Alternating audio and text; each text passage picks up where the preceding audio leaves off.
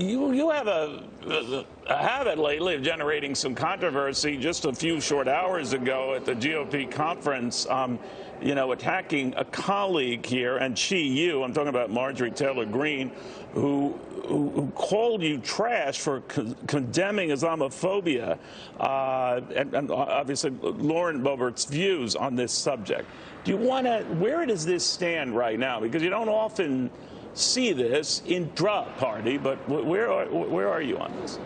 Well, I didn't start the fight, but I will defend myself and my record. It's pretty sad when a member of my own conference decides and chooses to tell lies. And make no mistake, Majorie Taylor Greene is a liar, and I'm not going to tolerate lies, racism, or bigotry. Whether you are Republican or Democrat, I have consistently called you out on that, and I will continue to. And I'm going to defend my record. She said today that I was pro-abortion, which could not be further from the truth. I voted to defund Planned Parenthood. I voted for South Carolina's fetal heartbeat bill.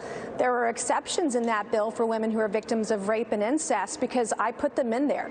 I was raped when I was 16, Neil. I dropped out of school, and it had a devastating impact on my life. And most of America agrees with me on the protections for victims of incest and victims of rape. And I'm, quite frankly, I have a zero-tolerance policy for people like Majorie Taylor Greene who think 9/11 is a hoax and has been lying about my record and others. I'm just not going to put up with it. Well, you went so far as to say she was bat rhymes with bit crazy. Do you take that back? Do you think you went too far? Oh, absolutely not. No, she's crazy. She's insane. She's bad for the party, and I'm not going to put up with it, and I'm not going to tolerate it. I'm not going to be bullied. I'm not a doormat. I'm going to fight for my constituents. I'm going to fight for my state, and I'm going to fight for the people of this country because they deserve it. I'd like her to name one thing that she's done for this country to protect the American people or put America first. She can't because she doesn't have the ability to do so.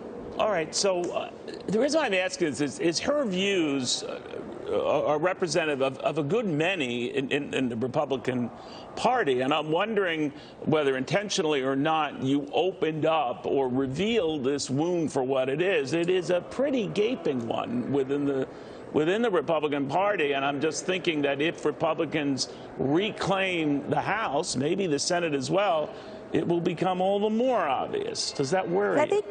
Yeah, it does concern me, but it's not up to me to elect Majorie Taylor Greene or decide what committee she's on. The voters of Georgia get to decide that. I didn't vote to take her off of her committees. I don't know why she believes I'm a target.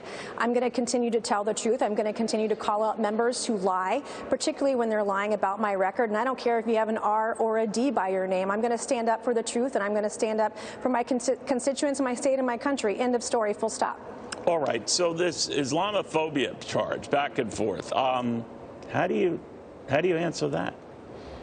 Well, I talked about it this weekend. There's no room in our party or the Democratic Party for racist tropes, for Islamophobia. I thought the comments so that were made by one of... So when she went after Representative Omar, you thought that was going too far? Oh, I did, yeah. I condone, I mean, those comments were not okay with me. I don't condone those kinds of comments in the same way, I went after Congresswoman Omar when she's made anti-Semitic remarks, or Congresswoman Maxine Waters when she was stirring the pot during riots and protests in this country. There's not room for any of us on either side of the aisle. When I learned when I was overseas in Taiwan and other countries, Japan and Korea, is that when the United States is bonded together, Republicans and Democrats, like when we work together, we are stronger around the world. And that strength is shown by bipartisanship. And I've worked really hard to stay true to my conservative principles, but also reach across the aisle, like Reagan always said, and to be an effective leader here in Congress. It's not easy. It's difficult. But it's worth it for my kids and my country to fight for those principles and those values, and I'm just not going to stop.